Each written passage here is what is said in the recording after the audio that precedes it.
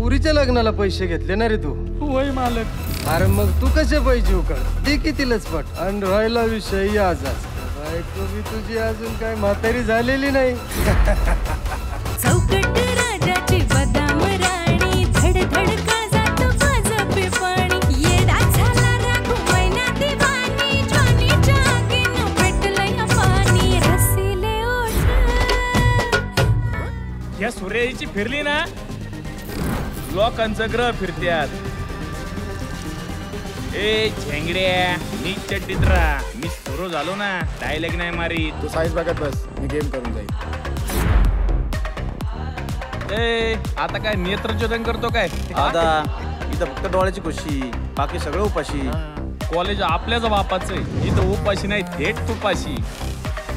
Hello जय.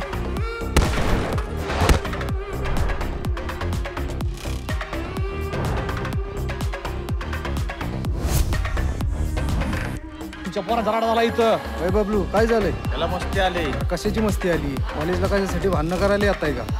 बबल्या हात मिळव.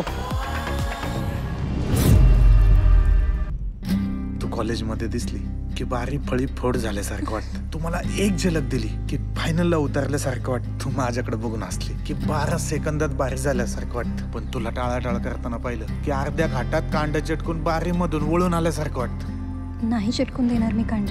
आणि बारी वळायचा विषयच नको घेऊ, कारण बारी घाटाचा राजाच होणार. यंदाच्या आखाड्यामध्ये आमच्या सूर्याजीच्या विरोधात तुमचा पैलवान उभा करा.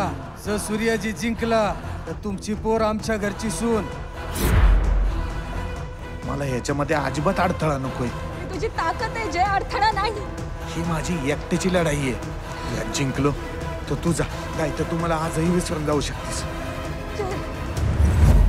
नुसतं अंग फुगून बेडकाचा बैल होत नसतो. मैदान अजून व्हायचंय आधीच निकाल देत आहे होय. अरे वाघ 2 पावलं मागं सरला तर तो शिकार करायचं विसरून गेला असं होत नाही.